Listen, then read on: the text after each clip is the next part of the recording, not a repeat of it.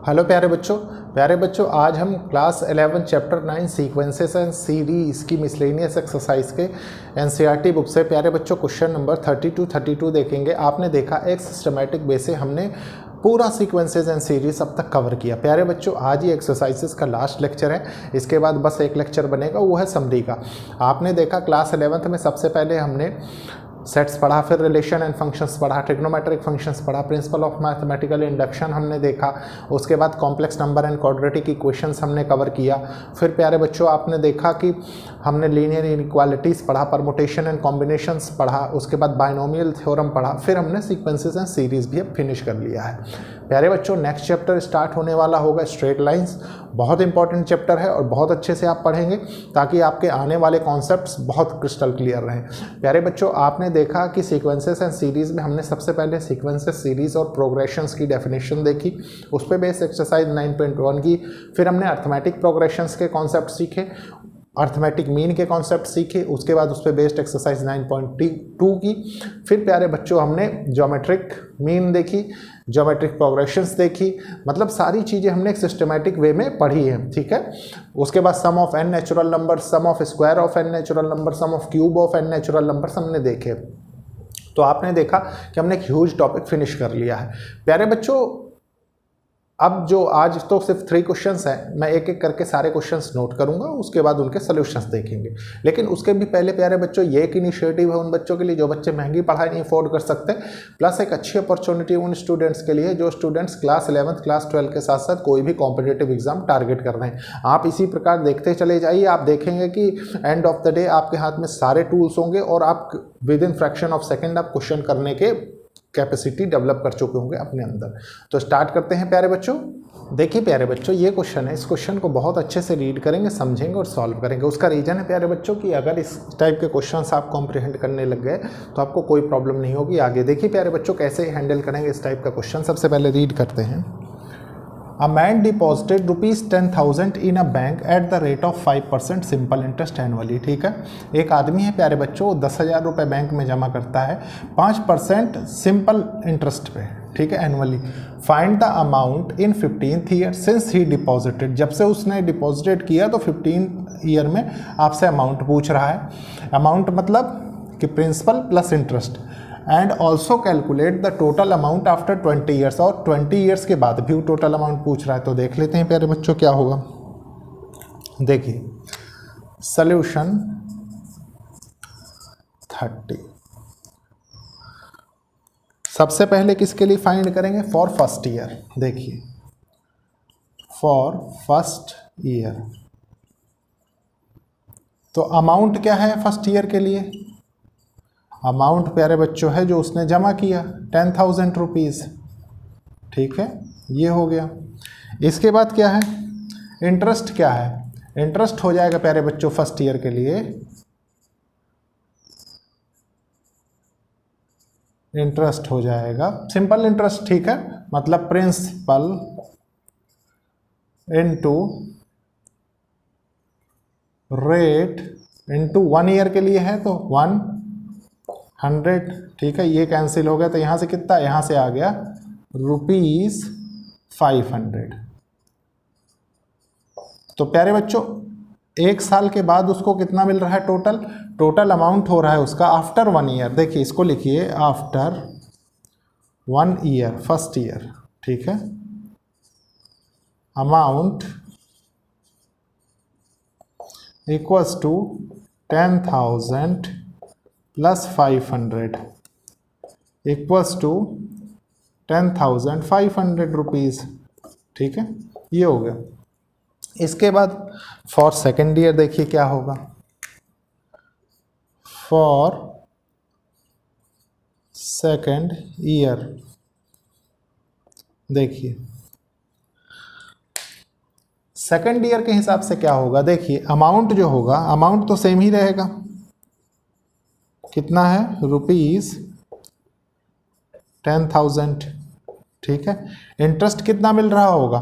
Interest मिलेगा प्यारे बच्चों सिंपल इंटरेस्ट। देखिए इंटरेस्ट मिलेगा 10,000 इंटू 5 इंटू 2/100, ठीक है, ये दोनों कैंसिल हो गए तो यहाँ से कितना हो गया, ये हो गया ₹1000, ठीक है। अब टोटल इंटरेस्ट आफ्टर 1 ईयर कितना, 2 ईयर कितना मिलेगा, इंटरेस्ट टोटल अमाउंट लिख लीजिए, अमाउंट आफ्टर 2 ईयर्स हो जाएगा प्रिंसिपल प्लस इंटरेस्ट, ठीक है, तो ये हो जाएगा 11,000 रुपीज़। इसके बाद क्या होगा, देखिए फॉर थर्ड ईयर,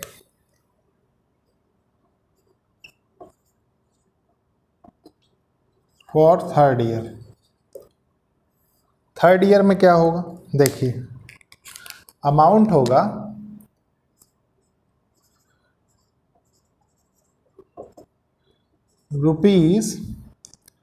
₹10,000, ठीक है, और इंटरेस्ट क्या होगा, इंटरेस्ट हो जाएगा इंटू 5 × 3/100, तो ये हो जाएगा देखिए ₹1500, ठीक है।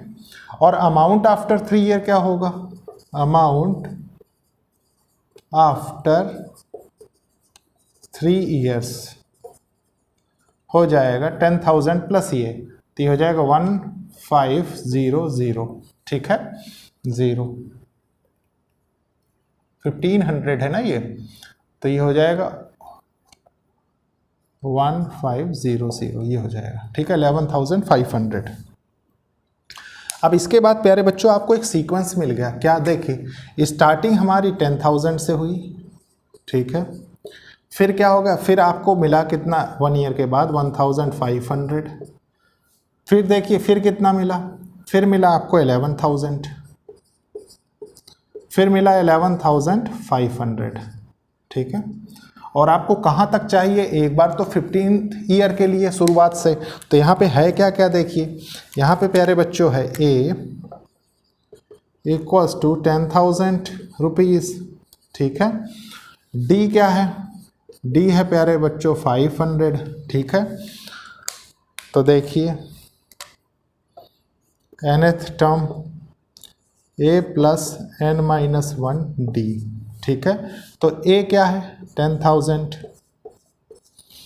प्लस n-1, मतलब ये क्या है, ये 15 है, तो हो जाएगा 14 × D 500, ठीक है। तो यहाँ से निकल के क्या आएगा, 4 5 70, ये हो जाएगा 17,000 रुपीज़, ठीक है। अब प्यारे बच्चों आपसे नेक्स्ट क्या कह रहा है, ये तो आपने 15 ईयर के लिए कैलकुलेट कर लिया, since he deposit the amount and also calculate total amount after 20 years। प्यारे बच्चों टोटल अमाउंट आफ्टर 20 ईयर्स क्या होगा, ये चीज़ समझनी बहुत ज़रूरी है, ठीक है। तो प्यारे बच्चों ये इसमें कोई मतलब ऐसा सोचना ही नहीं है, आप लिख सकते हैं directly total amount after 20 years क्या हो जाएगा, देखिए ₹10,000 प्लस क्या है 20 × 500, ठीक है। तो ये कितना हो जाएगा, ये 10,000 हो जाएगा, मतलब ये हो जाएगा ₹20,000 आंसर, ठीक है। और यही इस क्वेश्चन का आंसर हो जाएगा। तो प्यारे बच्चों ये था क्वेश्चन 30 का आंसर। अब इसको रब करेंगे, उसके बाद हम देखेंगे क्वेश्चन 31 का सोल्यूशन। देखिए प्यारे बच्चों ये क्वेश्चन है, इस क्वेश्चन को बहुत अच्छे से रीड करेंगे, समझेंगे, सॉल्व करेंगे, ठीक है। देखिए क्वेश्चन क्या कह रहा है, a manufacturer reckons that the value of machine which cost him ₹15,625 will depreciate each year. प्यारे बच्चों एक मैन्युफैक्चरर है, मतलब मशीन बनाने वाला, वो अपने मशीन की वैल्यू रखता है क्या 15,625 स्टार्टिंग में, ठीक है। और वो कहता है कि उसकी वैल्यू पर ईयर 20% डिक्रीज होती चली जाएगी, ठीक है। Find the estimated value at the end of 5 year, ठीक है। 5 साल के ख़त्म होने के बाद उसकी वैल्यू क्या होगी, वो चीज़ आपसे वो पूछ रहा है। देखिए कैसे करेंगे, सोल्यूशन 31 प्यारे बच्चों इसका जो मेन फॉर्मूला होता है वो क्या होता है, देखिए amount equals to principal 1 minus R by 100 की पावर n, ठीक है, मतलब number of years, rate, principal, amount आप जानते हैं, ठीक है। प्रिंसिपल आपको गिवन है, रेट परसेंट आप यहां से कैलकुलेट करेंगे। और प्यारे बच्चों जो सीक्वेंस क्रिएट होगा ना, देखिए क्या होगा मैं बताता हूं। सबसे पहला सीक्वेंस होगा 15,625 फर्स्ट ईयर के लिए, ठीक है। ये क्या होगा 1 प्लस आर कितना है 20/100। उसके बाद क्या होगा, उसके बाद होगा नेक्स्ट ईयर के लिए इतनी इतनी वैल्यू हर साल डिक्रीज होती चली जाएगी, ठीक है।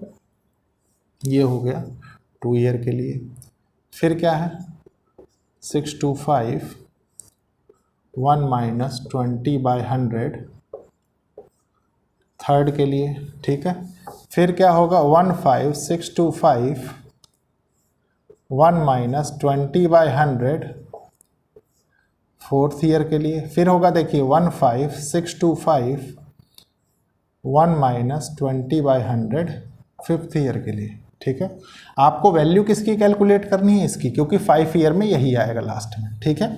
लेकिन प्यारे बच्चों आप चाहें तो सीरीज को और थोड़ा सा सिंप्लीफाइड वे में लिख सकते हैं। कैसे, देखिए मान लीजिए आपने इसको किया, कैंसिल कर दिया तो 1/5 आ गया, आप ले गए तो ये क्या हो जाएगा 4/5, मतलब ये इसको आप ऐसे भी लिख सकते हैं 4/5, ठीक है। इसको आप लिख सकते हैं, देखिए 15,625 4/5 का स्क्वायर। इसको आप लिख सकते हैं 15,625 4/5 का क्यूब, 15,625 4/5 की पावर 4, 15,625 4/5 की पावर 5, ठीक है। ये लिखा जा सकता है। इसको कैलकुलेट करेंगे थोड़ा सा, कैसे देखिए, क्योंकि यही आपसे 5th ईयर के लिए पूछ रहा है, ठीक है। तो आपने लिखा इसको separately, estimated cost of machine after 5 years, ठीक है। देखिए क्या होगा 15,625 4/5 की पावर 5, ठीक है। प्यारे बच्चों इसको अगर आपने कैलकुलेट किया तो क्या होगा, देखिए इसको ऐसे भी लिख लूँ, अगर मतलब लिखने के सिर्फ तरीके में चेंज है, ठीक है। क्या है देखिए 15,625 इंटू 4 4 जा 16, 16 4 जा 64, ठीक है, इंटू 16 लिख देता हूँ, 4 4 जा 16। इसको क्या है 25 इंटू 25, 5 5 जा 25, 5 टाइम्स आएगा, एक 5 अलग लिख देता हूँ मैं, ठीक है। और इसको 125 से भी कर सकते हैं, मतलब अगर मैं इसको और कैलकुलेट कर लूँ थोड़ा सा, 125 लिख देता हूँ, ठीक है। अब देखिए कैंसिल करते हैं। सबसे पहले मैं इसको 25 से कैंसिल करता हूँ, ठीक है। देखिए 15,625 को कैलकुलेट करना है हमको, 25 6 जा 150 हो गया, ठीक है। फिर हो गया 62, ये हो गया 2 जा कितना 50, फिर ये हो गया 5 जा, ये हो गया 625, ठीक है। देखिए ये हो गया 625, ये कितना हो गया, ये हो गया 5 जा। अब प्यारे बच्चों इसके बाद क्या निकल के आया, इसके बाद बस इसको सॉल्व कर लेना, 5 इंटू 64 इंटू 16, तो ये क्या हो गया देखिए 16 पंचे 80 इंटू 64, ठीक है। फिर क्या होगा 0, 8 चौक 32, 3 8 छंग 48 और 3 कितना होता है 51, और यही इस क्वेश्चन का आंसर हो जाएगा, ठीक है। इतना वैल्यू उसकी डिक्रीज हो जाएगी कितने, आफ्टर 5 ईयर्स। तो प्यारे बच्चों ये था, रुपीस लगा दीजिए इसमें, ठीक है, अमाउंट की बात हो रही है, इक्वल्स टू रुपीस इतना, ठीक है, ये आंसर हो जाएगा। तो प्यारे बच्चों ये था क्वेश्चन 31 का सोल्यूशन। अब हम देखेंगे आज का लास्ट क्वेश्चन, लेकिन उसके पहले मैं इसको रब करूंगा। देखिए प्यारे बच्चों ये है क्वेश्चन नंबर 32 और ये लास्ट क्वेश्चन है आपका सीक्वेंस एंड सीरीज का अकॉर्डिंग टू एनसीईआरटी। बहुत अच्छे से इस क्वेश्चन को करेंगे। सबसे पहले रीड करते हैं, समझते हैं, फिर सॉल्व करते हैं। देखिए क्वेश्चन क्या कह रहा है, 150 workers were engage to finish a job in certain number of days. प्यारे बच्चों 150 वर्कर्स हैं, वो कुछ काम कुछ निश्चित समय में करते हैं, ठीक है। 4 workers dropped out on second day. प्यारे बच्चों दूसरे दिन क्या होता है, 4 वर्कर्स चले जाते हैं, फिर 4 more workers dropped on third day. Third day भी ऐसे ही होता है, सेम कुछ वर्कर्स चले जाते हैं, ठीक है। It tooks 8 more days to finish the work. मतलब ऐसे करते करते प्यारे बच्चों हर दिन 4 जाते हैं, तो ऐसे 8 ज़्यादा दिन लगते हैं उनको करने में, ठीक है। फिर क्या है प्यारे बच्चों, find the number of days in which work was completed. आपको ये बताना है कि नंबर ऑफ डेज जितने में वो काम कंप्लीट हो रहा हो। तो देखिए प्यारे बच्चों कैसे बनाएंगे इसका सीक्वेंस। सबसे पहले सॉल्यूशन 32, ठीक है, बहुत अच्छे समझेंगे। देखिए सबसे पहले दिन कितने रहते हैं, 150। फिर प्यारे बच्चों 4 चले जाते हैं, 146 हो गया, ठीक है। फिर 4 चले जाते हैं, 142 हो गया।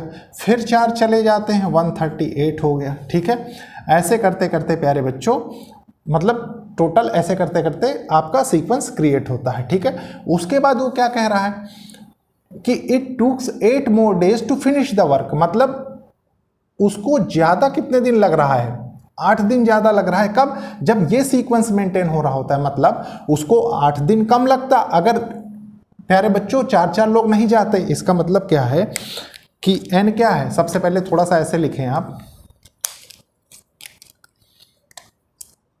Let suppose n is number of days, ठीक है, ये हो गया n is number of days। अब क्या होगा देखिए, a इक्वल्स टू 150 है, d क्या है, d है प्यारे बच्चों -4, कोई प्रॉब्लम नहीं है, ठीक है।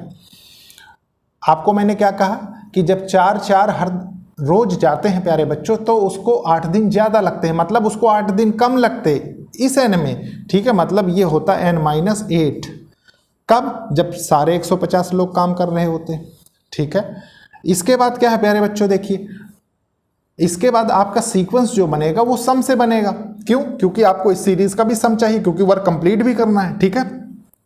इतने लोग जब इतने दिन काम करेंगे तो प्यारे बच्चों टोटल काम हो रहा होगा, ठीक है। तो इस सीरीज का सम कितना होगा, देखिए Sn n/2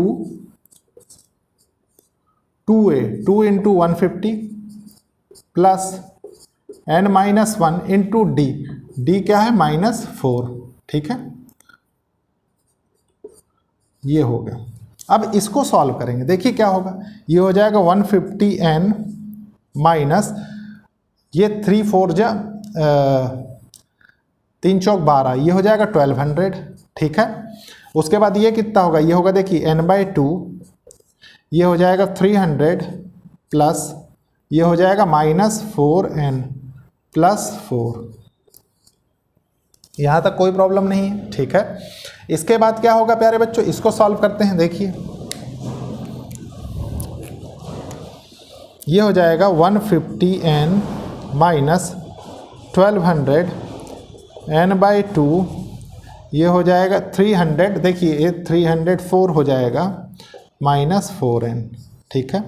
यहाँ से आप 4 कॉमन ले लीजिए अगर, तो क्या होगा, देखिए ये हो जाएगा 150n माइनस 1200 इक्वल्स टू 4 आपने कॉमन लिया, ठीक है। 4 आप अगर यहीं से ऊपर वाले से ही कॉमन ले लेते हैं, चलिए कन्फ्यूज़न क्रिएट करने की ज़रूरत ही नहीं है। देखिए ये हो जाएगा यहाँ पे 75, ठीक है, इंटू 4 कर दीजिए यहाँ 75 माइनस ये कितना हो जाएगा, ये हो जाएगा n और ये है +1, ठीक है। तो इससे ये कैंसिल होगा तो ये क्या बचेगा, ये हो जाएगा 2n 75 माइनस n +1। प्यारे बच्चों अब एक चीज़ बताइए, अगर इस टोटल को मैं 2 से डिवाइड कर दूं, डिवाइड बाय 2, तो क्या होगा, देखिए अब हो जाएगा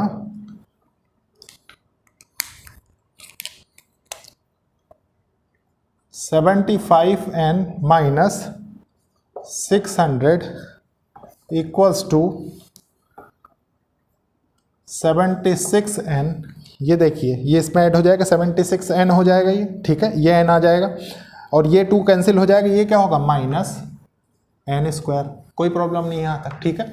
अब इसको सब एक साइड कर लेते हैं, क्वाड्रेटिक इक्वेशन बना लेते हैं। देखिए कैसे, n square minus 76n plus 75n minus 600 equals to 0 कर देते हैं, ठीक है। ये क्या होगा, ये हो जाएगा n square minus n minus 600 equals to 0। अब प्यारे बच्चों यहाँ से n की वैल्यू आपको चाहिए, तो n की वैल्यू क्या होगी, n की वैल्यू प्यारे बच्चों अगर मिडिल टर्म स्प्लिटिंग आपको आती है तो आपको कोई प्रॉब्लम नहीं होगी। क्यों, क्योंकि प्यारे बच्चों देखिए ये क्या हो जाएगा, इसको 24 से आप 25 से अगर डिवाइड करें, देखिए 600 है, 25 से आपने डिवाइड किया तो 25 2 जा तो 50 हो गया, 100 हो गया, ठीक है। और 25 4 जा मतलब 24 और 25, इसके बीच 1 का गैप मिल रहा है, मतलब ये आपका मिडिल टर्म स्प्लिटिंग में आ जाएगा, ठीक है। इतना समझ आपको रखनी पड़ेगी। देखिए अब क्या होगा, किसको बड़ा रखना है किसको छोटा रखना है, ये भी एक बात है, ठीक है। तो आपको इसमें माइनस ये क्या होगा, n square minus 25n plus 24n minus 600 equals to 0, ठीक है। यहाँ से क्या हुआ, n लिया तो हो गया n minus 25 plus 24 n minus 25 equals to 0। यहाँ क्या हो जाएगा, देखिए n plus 24 n minus 25 equals to 0, ठीक है। तो नंबर ऑफ डेज कितने आ रहे हैं, देखिए n इक्वल्स टू माइनस 24, तो माइनस 24 में डेज नहीं हो सकते तो ये नॉट पॉसिबल हो जाएगा, नॉट पॉसिबल, ठीक है। तो नंबर ऑफ डेज कितने हो रहे हैं, n इक्वल्स टू 25 डेज में सारा काम कंप्लीट हो जाएगा, ठीक है, जब इस तरीके से काम हो रहा होगा। तो प्यारे बच्चों ये था लास्ट क्वेश्चन। लेक्चर को लाइक शेयर सब्सक्राइब करिए और कोशिश करिए कि ज़रूरतमंद स्टूडेंट्स तक ये लेक्चर्स पहुंचे। अब नेक्स्ट चैप्टर हम स्ट्रेट लाइंस पढ़ेंगे, बहुत अच्छे से पढ़ेंगे प्यारे बच्चों। Okay, thank you.